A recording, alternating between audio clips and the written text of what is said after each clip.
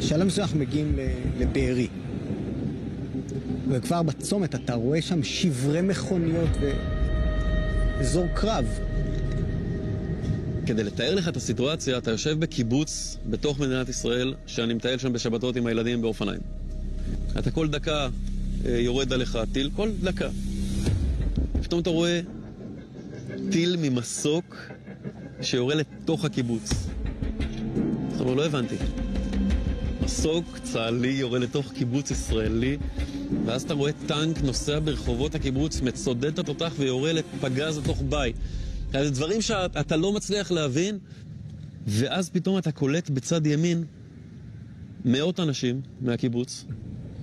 ואנשים, ילדים על הידיים, בלי נעליים, אנשים שברחו. התחושה שלי הייתה שהגענו כמו חייל אמריקאי שמגיע ב-15 לאפריל 1945 לברגן בלזן. מין פליטות כזאת.